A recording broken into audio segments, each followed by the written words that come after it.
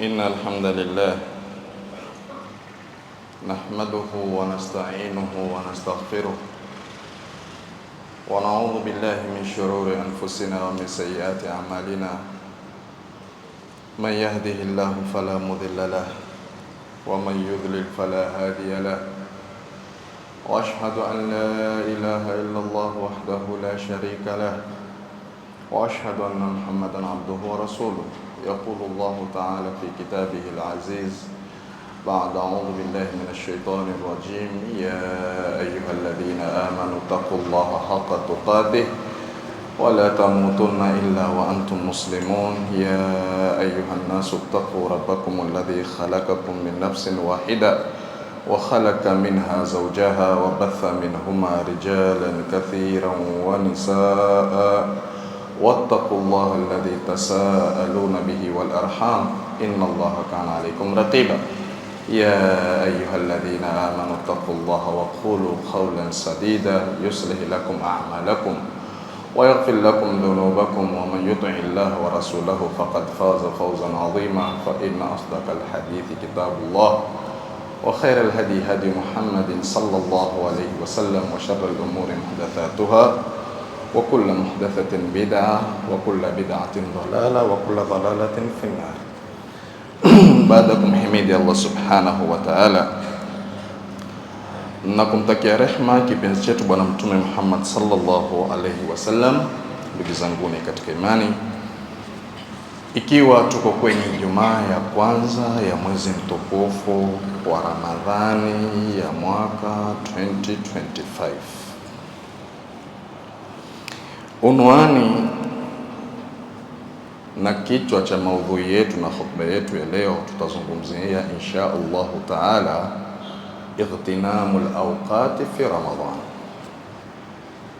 kuchuma nyakati katika mwezi mtukufu wa Ramadhani. Kwa nini katika mwezi mtukufu wa Ramadhani? Kwa kuwa Ramadhani ni mwezi pekee kwa mazuri mambo yaliyowekwa katika mwezi mtukufu wa Ramadhani. Na la Ramadhani mtu kufikiwa na Mola wake, kufikiwa na mwezi mtukufu wa Ramadhani ni neema kubwa sana kwa yule atakayekadiriwa na Mola wake. Bulughu shahru Ramadhan wa siyamuhu ni'matun 'azimatun ala man aqdarahu Allahu alayhi. Kufikia mwezi mtukufu wa Ramadhani, kufika mwezi mtukufu wa Ramadhani, mtu akajiliwa na mwezi mtukufu wa Ramadhani na funga yake, ni neema sana kwa yule atakayekadiriwa na kuafikiwa na Mola wake. Ni wingi watu waliotamani kufunga mwaka huu. Watu wingi wako waliokuwa wamepanga mpaka tarawih watasali wapi, na wako watu walikuwa wamejipanga mpaka futuru watafuturu na nini. Si ajabu kuna mpaka watu walitiana mareshi ndani ya majumba kwa kujipanga kwake na mwezi mtukufu wa Ramadhani. Lakini siku zote wa matashauna illa yasha Allah, hayawi tunaoyataka sisi, yanakuwa yale anayotaka Allah tabaraka wa taala. Kwa hivyo ndugu yangu katika imani, sisi tuliobahatikiwa kwa siku hizi mpaka sasa hivi, tushukuruni kwanza kwa hilo. Na ikiwa tutaafikiwa na Mola wetu kumaliza mwezi mzima, basi nyakati tuzichunge sana, ingawa hatuna garantii na hilo. Licha la mwezi mzima, hata kwa saumu ya leo hatuna garantii kwa sote ya kwamba tutatwewa na jua na sisi tutaweza kufungua saumu yetu ya leo. Hiyo ni ilmul ghaibi, hayo mambo ya siri, hakuna jua isipokuwa Allah tabaraka wa taala. Lakini kila lahdha katika uhai wako na kila madakika na masekunde katika uhai wako kwenye mwezi mtukufu wa Ramadhani, hakikisha mwanadamu usipoteze nyakati kama hizo. Ingawa la kupoteza nyakati halitakaniwi kwa wakati wowote, lakini katika mwezi mtukufu wa Ramadhani ni mbabi aula. Leo tupoteza nyakati zetu, leo tupoteza uhai wetu, na leo tupoteza umri wetu, lakini mwanadamu husahau ya kwamba miongoni mwa mambo utakaoulizwa siku ya Kiyama ni Mtume sallallahu alaihi wasallam kusema wa an umrihi fima afnahu, na mtu ataulizwa kuhusu umri wake, uhai wake, wakati wake. Ndipo mmoja akasema al-umru qasirun fala tuqassiruhu bil ghafla, umda ni mfupi sana na hizi nyakati ni fupi sana, mwanadamu asizidi kuzifanya fupi kwa kughafilika katika maisha ya dunia. Sisi miaka yetu mingi tuliopawa na Allah tabaraka wa taala ni kama alivyosema Mtume sallallahu alaihi wasallam, a'maru ummati ma baina 60 ila 70. Hapo kwenye 60 mpaka 70 ndipo sisi hapo tulipo, lakini si wingi pia watakaofikisha hapo. Mimi hapa nilipo Sheikh Obo Mngani ona mdogo, sasa hivi mimi nina miaka 40. Sasa nilipobakisha uweza kuna bado mwana miaka unao, lakini kwa miaka niliyotumia na niliyobakisha nkatiti na kidogo kuliko niliyotumia. Ikiwa mimi napiga kwa mahesabu kama haya, wewe ambaye kwamba huweza kunizaa hata kwa kusimama, taka uzidi kupiga mahesabu ya kwamba huu umri tulionao ni mfupi sana, na mwanadamu asili yake hastahiki kupoteza umri wake wala wakati wake kwenye nyakati zote, lakini hususan katika mwezi mtukufu wa Ramadhani. Ndugu zanguni katika imani, angalia hili la wakati. Mtume Muhammad sallallahu alaihi wasallam asema neematani, neema mbili, maghbunun fihima kathirun minan nas, watu wengi wameghafilika nazo na watu wengi wamepata hasara nazo. As-sihhatu wal faragh, afya na wakati. Yaqulu Ibn al-Jawzi rahimahullah katika hii hadithi, qad yakunu al-insanu sahiha, huweza mwanadamu akawa na afya yuko sawa, wala yakunu mutafarrigha, lakini akawa masikini, hana wakati lijugli bil maashi, kwa kwenda mbio kutafuta maisha. Wakad yakunu mustaghniya, na huweza mtu akawa amejitosha kutafuta maisha yake yako sawa, wala yakunu sahiha, lakini asiwe na afya, asiwe mzima. Sasa tuambiwa na Ibn al-Jawzi ya kwamba faman shaghala firaghihi wa sihhatihi fi ta'ati Allah, yoyote atakayeshughulisha wakati wake na afya yake katika toa ya kumtii Allah tabaraka wa taala, fahuwa al-makhbut, basi mtu huyo ni aliyobarikiwa, mtu huyo yuko kwenye sururi na furaha. Wa man shaghalaha fi ma'siyati Allah, na yote mwenye kutumia afya yake na wakati wake kwenye kumwasi Allah tabaraka wa taala, fahuwa al-maghbun, mtu huyo yuko kwenye hasara na mtu huyo ameghafilika. Sasa ndugu zanguni katika imani, yanayofuata ni maneno ya Hasan al-Basri. Sasa hapa pulika kwa makini walioyanena na yaliyompelekea yeye aliyoyaona mpaka kayanena hayo, kisha sasa tulete taswira kwa wakati wetu wa leo kwenye mwezi mtukufu wa Ramadhani. Vitabu vasema dhata yaumi marra Hasanul Basri, siku moja marra al-Hasanul Basri, Hasan al-Basri alipita biqaumin yadhakun, watu wanacheka, wahum fi shahri Ramadhan, na wao wako kwenye mwezi mtukufu wa Ramadhani. Sikia, alipita kwa kaumu ya watu wameketi wanacheka katika mwezi mtukufu wa Ramadhani. Fawaadhahum qaila, akawapa wao wadhi kwa kuambia kusema, inna Allah, hakika Allah azza wa jalla litakasika litukuka, jaala shahra Ramadhan, midmaran li khalqihi. Allah tabaraka wa taala amejalia Ramadhani ni uwanja wa mashindano kwa viumbe vyake, yastabiquna fihi li ta'atihi, watu kushindana katika taa ya kumtii Allah tabaraka wa taala. Fasabaka qaumun fafazu, kuna watu waliotangulia walioshindana wakashinda wakafaulu. Watakhallafa aqwamun fakhabu, na kuna watu walibakishwa nyuma na kuna watu walishindwa wakahasirika. Fala ajabu kullu al-ajabi, lakini ajabu kila la ajabu, lidhahiki al-laili, kwa mwenye kucheka mwenye kucheza, fil yawmi alladhi, katika siku ambayo kwamba faza fihi sabiqun, wamefaulu wale walioshinda kwenye kushindana kwao. Wa khaba fihi al-mubtilun, na wamekuwa kwenye hasara wale walioketi kwenye uovu na kwenye ubatili. Sasa angalia haya maneno aliyanena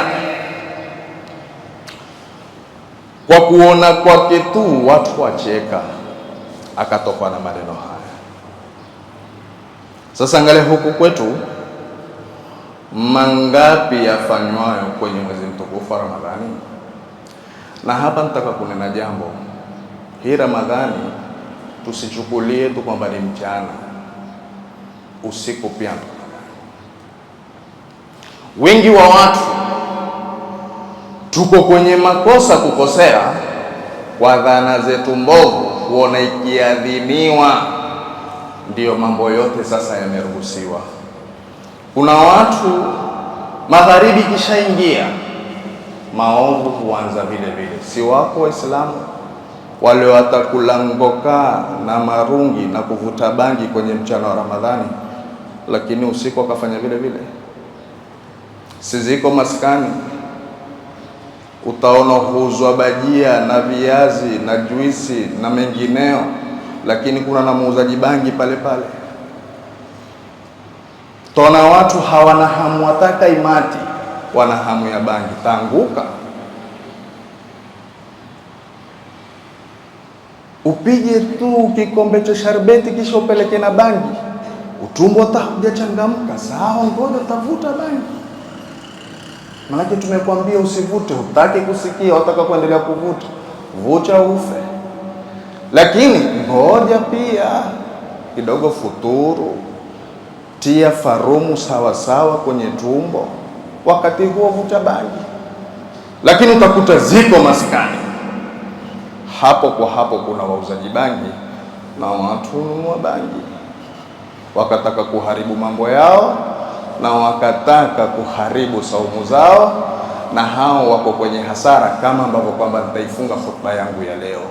Lakini ndugu zangu katika imani, wingi wetu tuharibu mambo yetu, na saumu zetu leo zimekuwa saumu za ada na desturi, si saumu za ibada. Wingi wetu leo twafunga kwa kuwa Ramadhani watu hufunga, lakini wingi wetu hatufungi ya kuwa Ramadhani tumeamrishwa kufunga.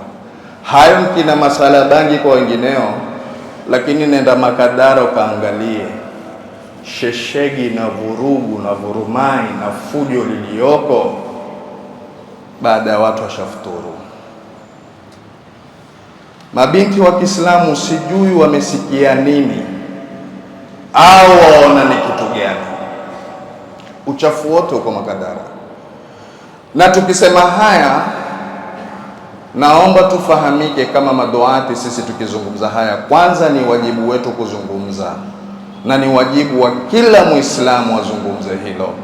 Lakini tukisema hayo, hatuharibu biashara za watu kwa ufahamu finyo walionao watu ya kwamba tuharibia watu biashara zao. Lakini uchafu ni mwingi ndani ya Makadara, ile barabara uchafu ni mwingi. Na natoa mwito kwa viongozi, hususan mliona madaraka ya kisiasa, nasema afadhali zifungwe zile biashara, afadhali yaondoshwe yale kutokamana na maovu na machafu yanayofanywa pale. Si jana na juzi silikuwa wazunguka ma MCAs na maaskari wao nyuma, wakiwaondosha machokora na walala hoi walioko barabarani kwa kuchafua miji. Tumeona kwenye mitandao hilo. Lile pia tuko radhi sisi liondolewe, au tusimameni kwa moja kama wazazi, mabinti wote hawana ruhusa ya kwenda, waende waume peke yake, au tusende sisi waume hata wauzaji wasio wanaume waende wanawake peke yake. Itawezekana hilo? Lakini ni wingi kati ya mabinti pale, wakenda pale huwa kuna maagano na faragha ambazo kwamba si sawa kisheria. Kuna magari wazazi, binti yako akikwambia yenda kuswali tarawih, hakikisha tarawih kweli, na kama ataka kwenda tarawih nenda naye binti yako, ataka kwenda tarawih naende na mamake. Tusitoe tu nafasi kiholela holela. Pale huja magari wakawachukua mabinti zetu. Wewe uko ndani ya msikiti, Allahumma innaka afuun tuhibbul afwa fa'fu anni, makadara unao habari nayo? Mwanako uko ndani ya Prado, hula mishkaki ndani ya Prado.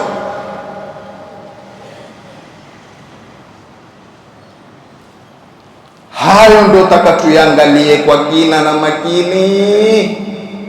Na mwito wangu siku zote mimi mpenda kuambia mashehe wenzangu, kama haya ndio takatusimameni kwa pamoja tuyazungumze. Mbona wakati wa mwezi ilikuwa mitandao tele fujo? Kwa ikhtilafu zetu sisi taona fujo na balaa moja kwa mbili. Kwa mambo ya kijamii hatusimami kuungana kuzungumza hilo, kisha tasikia mtu asema wala yazaluna mukhtalifin. Twalikubali hilo, ni aya ya Mungu na twakiri na hilo halipingiki, lakini tunenapo ya kwamba mizozo, basi twasema ya kwamba ikhtilafu iko pale pale, lakini mizozo yetu ni mizozo sisi kubakia kwenye mizozo, na kisha kuna mambo ambayo kwamba twastahiki kukenya, sisi hatuwezi kukenya. Ndio tukasema kwamba basi mizozo, lakini hatupingi ikhtilafu. Ikhtilafu ziko ila antakuma saa wa ila an yaritha Allahu al-ardha wa man alaiha.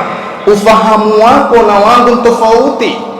Unavyofahamu wewe sivyo ninavyofahamu mimi, na ninavyofahamu mimi sivyo ninavyofahamu wewe.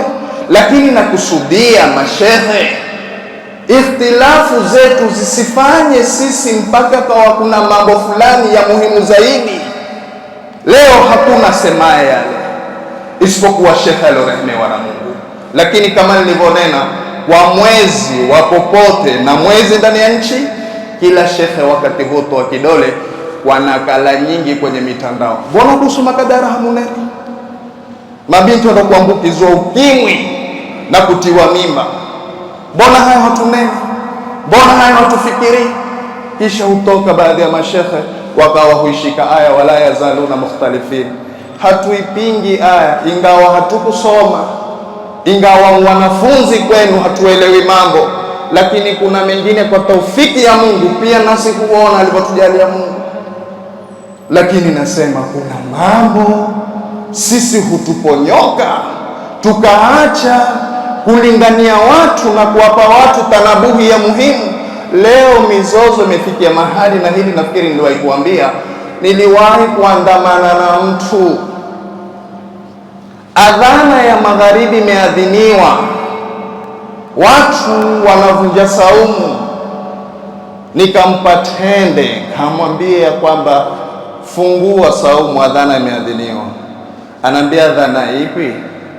Kambia husikia adhana hiyo? Kanambia adhana ya msikiti ho siwezi kufungua nao saumu. Sasa fikirieni, mpaka adhana yuko tayari ndio mpaka wakati wa tarawih ndio afungue, apate adhana ya msikiti anapopenda yeye na anapotaka yeye. Ni haki, hata kama migogoro na hata kama ikhtilafu ziko.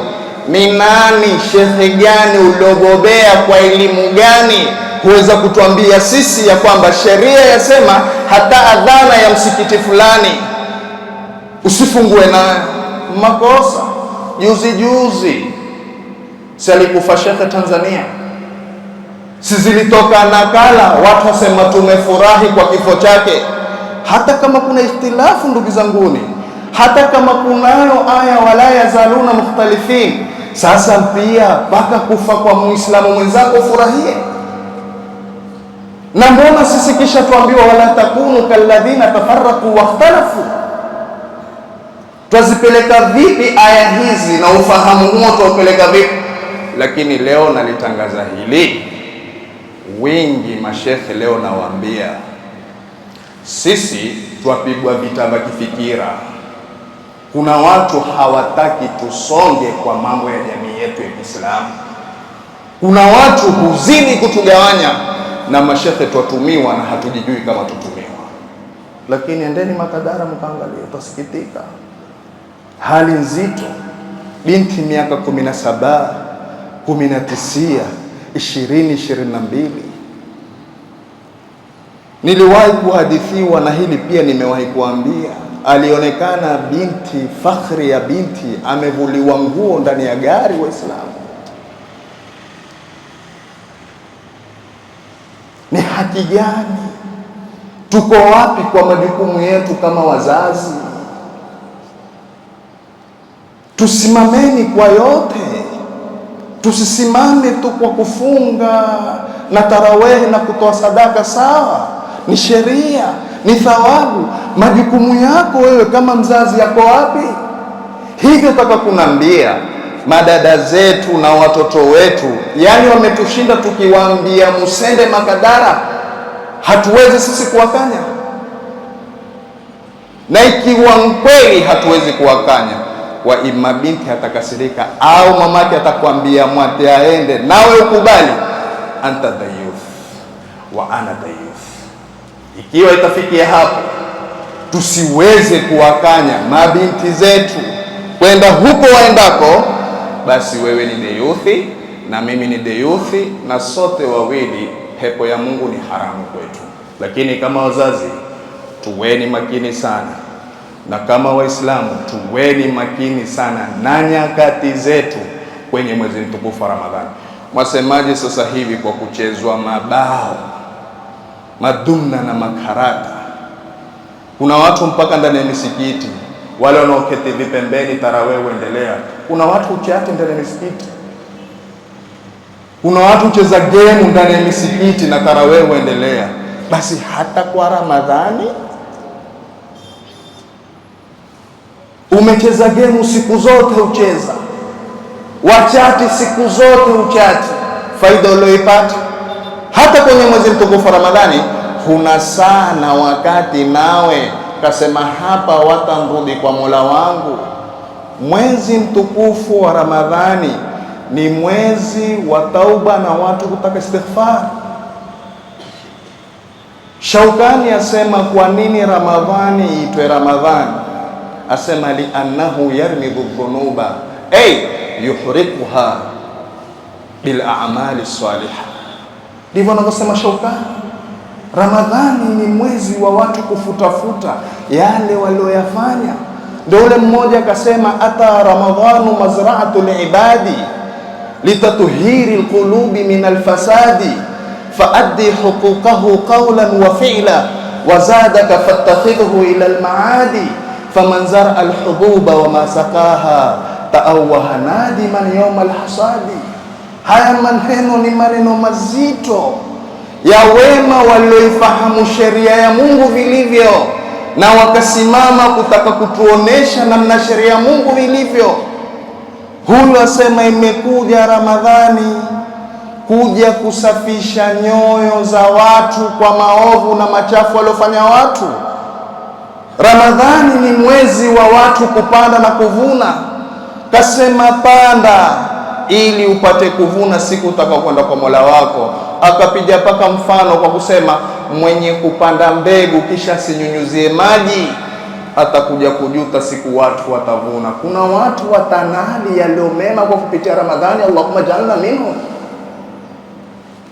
Huu ni mwezi wa watu kutafuta amali, ni mwezi wa watu wa kusamehewa. Ndio kaona kwa riwaya mbili zilizokuja Twaambiwa ya kwamba man swama ramadhana imanan wa ihtisaba ghufira lahu ma taqaddama min dhanbi.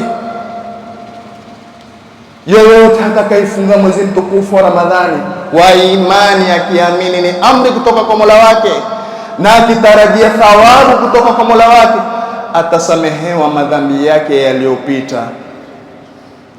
Man qama ramadhanan imanan wa ihtisaba ghufira lahu ma taqaddama min dhanbi. Yoyote mwenye kusimama visimamo vya usiku katika mwezi mtukufu wa Ramadhani akiwa na imani ni amri kutoka kwa Mola wake na akitarajia thawabu kutoka kwa Mola wake, atasamehewa madhambi aliyokuwa nayo. Wanazuoni wasema ni madhambi madogo madogo. Hata hayo madhambi madogo madogo, sisi kwa kusamehewa kwetu madhambi madogo kidogo, na hata madhambi makubwa, kwa kuwa ndio mwezi wa tauba, Mwenyezi Mungu pia atatusamehe.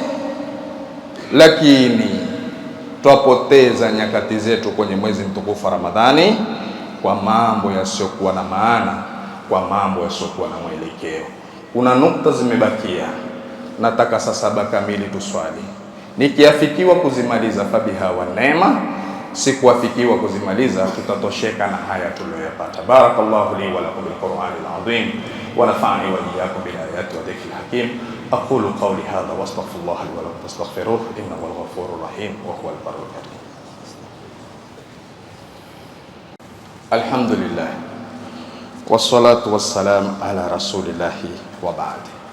Tataja watu watatu waliotajwa katika wenye kutekeleza ibadati. Sasa jipime uko upande gani? Wa kwanza kabisa, kuna grupu ya watu yaitwa as-sabiqun. As-sabiqun hawa wale waliotangulia, na tukaweza sema pia kwa lugha nyingine hawa wale walioshinda. Vipi? Adaul faraidha, walisimama kutekeleza ya faradhi, wa aktharu min nawafili bi anwaiha, kisha wakafanya kwingi kufanya mambo ya sunna kwa sampuli zake zote. Watarakul mahari, na wakaacha mambo ya haramu, wal makruhat, na mambo ya makruh. Hao basi tuwapa bishara kwa kuambia farauhun wa raihanun wa jannatu naim.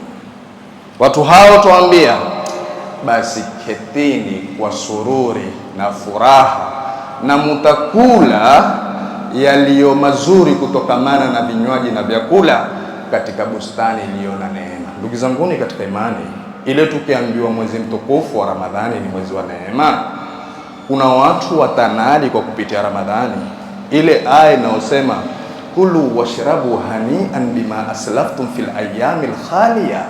Ile huambiwa ni watu watalipwa. Mwenyezi Mungu sasa tawaambia watu kuleni na munywe kwa mapana, haya ni malipo kwa masiku ya duniani mlioketi njaa na kiu. Lakini leo hatujui neema kama hizi. Si wako watu hawafungi,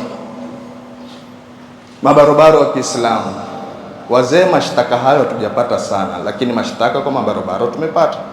Na kama wazee pia muko, soteni Mwenyezi Mungu atuongoze kwenye barabara ya sawa. Mshipa wa riahi huusikii isipokuwa kwenye mwezi mtukufu Ramadhani, wala alsa huisikii isipokuwa kwenye mwezi mtukufu Ramadhani. We ngobe, ilikuwa huna nia ya kufunga, lakini kwa ushahidi wa mabarobaro asema mmoja, shekhe, sisi mabarobaro hatufungi. Unaye barobaro Ramadhani imeanza, ikifika saa 5 alivunja saumu kwa kuwa na hamu na hamumu ya fegi.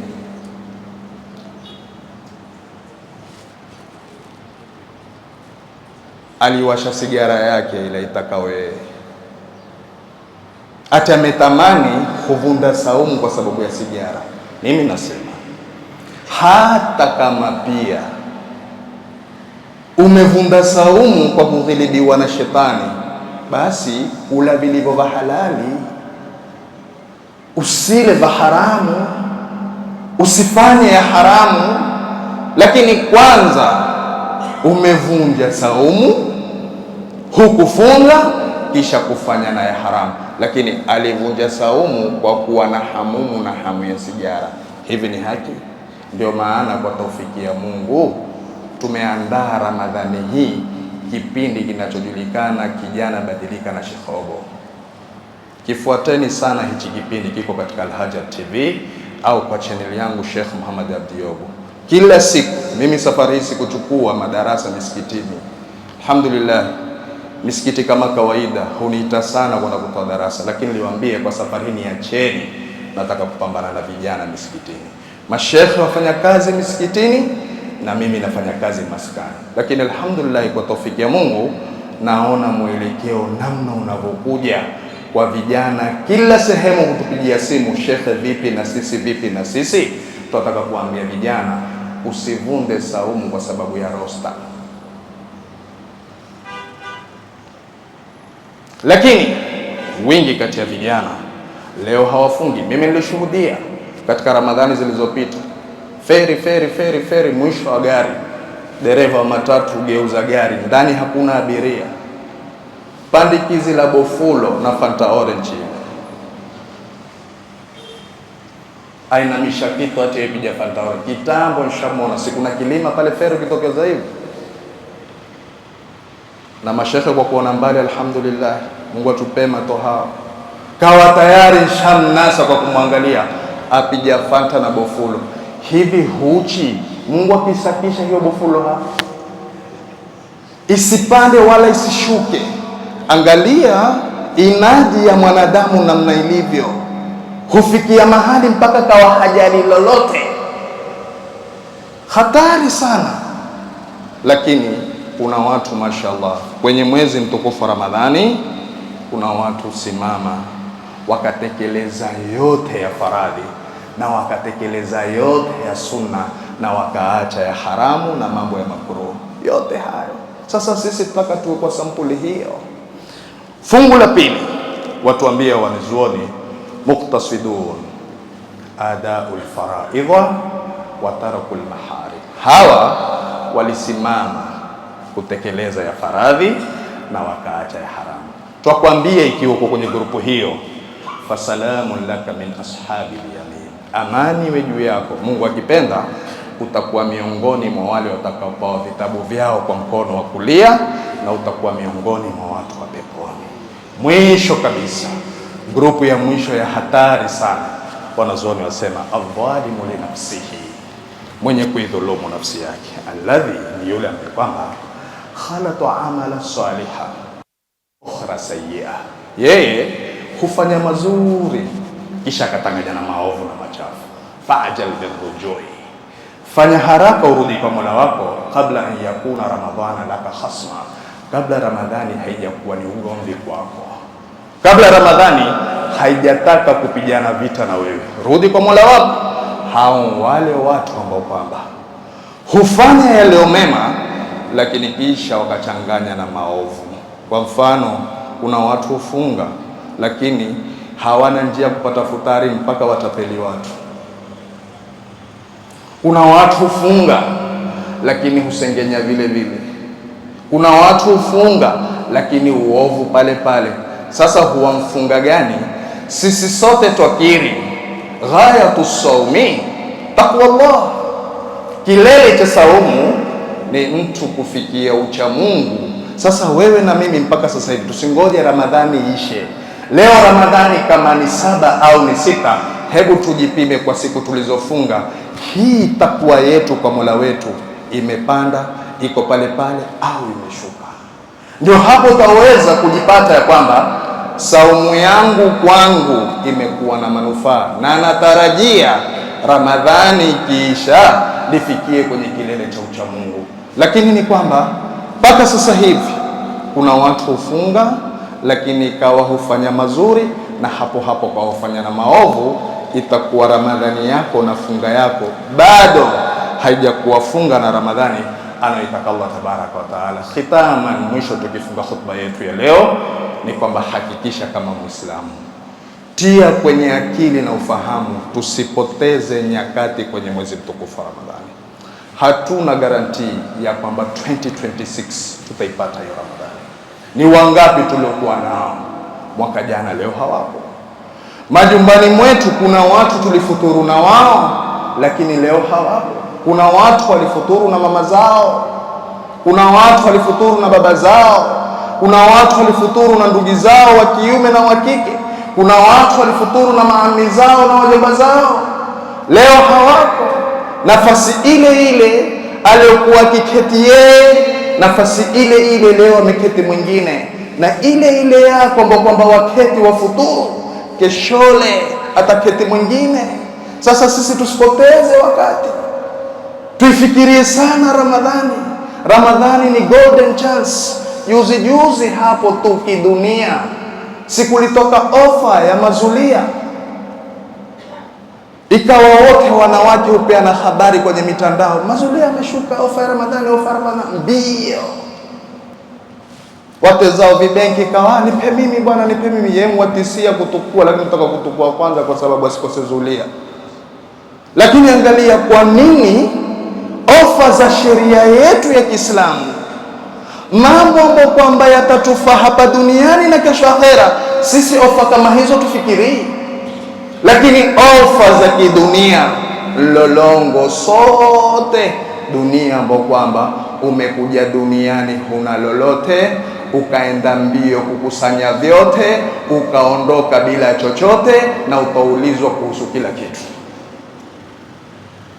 Waenda mbio wewe, wataka kushika dunia kwa mikono, wataka kumiliki kila kitu ndani ya dunia, na utaondoka utaacha kila kitu, huendi nacho. Kisha Mola wako atakuuliza kila kitu ulichokusanya kwenye dunia. Fa'tabiru ya ulil absar. Mambo tuyazingatie na mambo tuyafikirie. Hatuna muda sisi wa kupoteza tena wakati, licha kwenye mwezi mtukufu wa Ramadhani, hata kwenye nyakati nyinginezo. Hii ni akhiru zaman. Mwaonaje vifo vya ghafla? Mara moja wapigiwa simu, wasema sasa hivi nilikuwa naye. Hakuna tena wakati wa kupoteza, ni sasa hivi turudi kwa Mola wetu sawasawa. Vijana, msijae misikitini Ramadhani peke yake, hata Ramadhani kisha tuingieni kwa wingi misikitini. Lakini la kusikitisha, halitoisha hata 10 la pili, misikitini itakuwa watu hakuna. Ni haki kweli? Hatujatambua thamani ya wakati wetu kwenye mwezi mtukufu wa Ramadhani.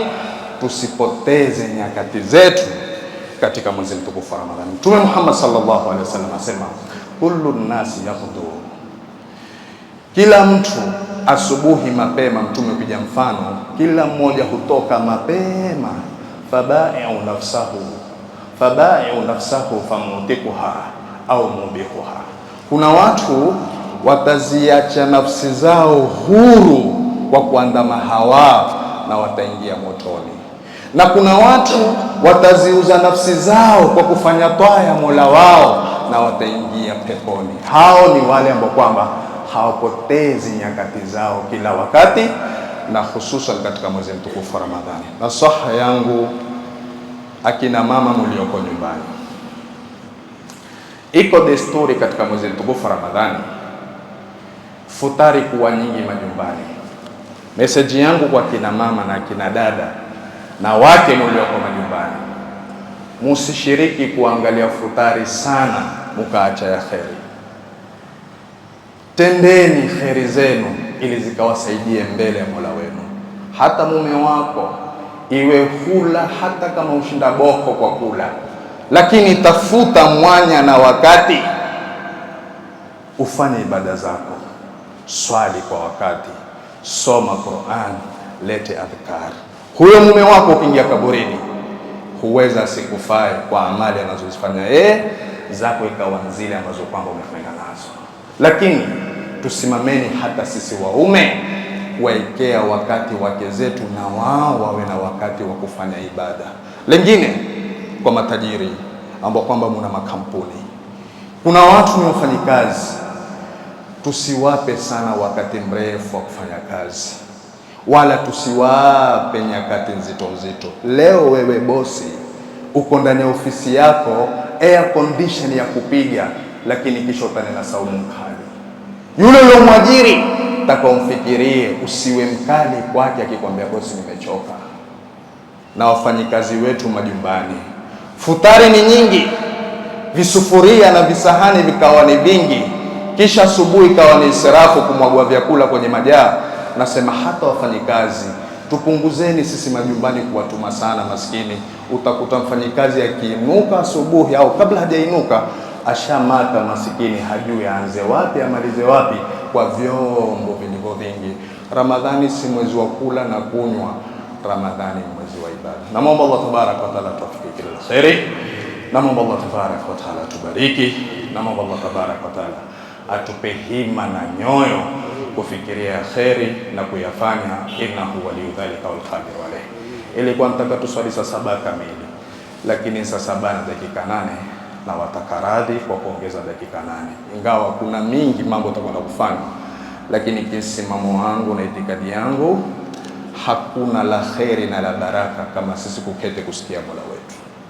Wallahi, kwa ajili ya Mola wako huachi jambo, kwa ajili ya Mola wako, Mola wako asikupe badali iliyo njema.